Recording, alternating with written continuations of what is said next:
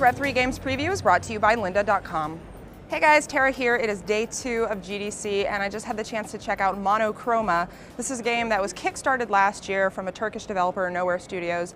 And if you've seen a video of it, it looks kind of like a weird cousin of Limbo. Everything is black and white with little smatters of red. And it's a really interesting game. I think one of the most interesting things about it is the story. It takes place in sort of this 1950s dystopia setting.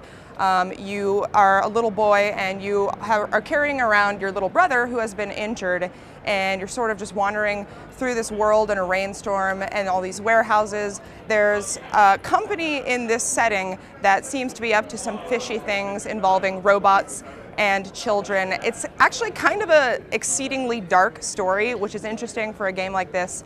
But I think the story is going to be one of the standout features of this game. It is a puzzle platformer. It's not quite as unique as I was hoping in that regard. There's a lot of basic platforming elements like pushing objects around. There's a lot of tight platforming sequences, which is typically fine in games like this, although I feel like the platforming here is maybe not as tight as it should be to accommodate for those tight sequences. A lot of that is also perhaps because we were playing on mouse and keyboard, which is not the ideal setting for this kind of game. But yeah, I think the story is going to be one of the standout features. There is sort of this weird element with the gameplay where you have to carry around your brother, but you can only put him down in areas where there is light because he's afraid of the dark. There's also some interesting elements involving rain, where you will use the rain to your advantage. So I see, when I look at this game, a lot of elements from different games. Obviously, Brothers: A Tale of Two Sons seems to be an inspiration for this. Visually, it seems to be inspired by Limbo, and then there are sort of some elements here and there from games like Rain, which is another game that I played last year. So I have kind of mixed feelings about this game. Again, we played a pretty small slice of it, but it seems like the aesthetic of the game and the story are really going to be the standout features of it.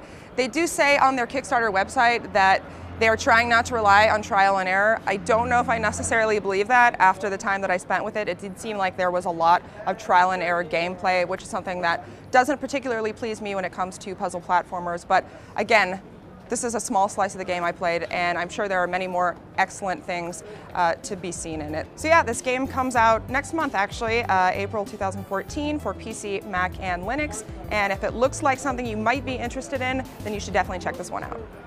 We've seen a lot of great games here this week, and if you've ever thought about creating them, then you gotta sign up for Lynda. Lynda is an online learning company with more than 77,000 video tutorials that teach software, creative, and business skills. You can learn anytime, anywhere, and at your own pace with courses in things like web design, 3D animation, programming, and more.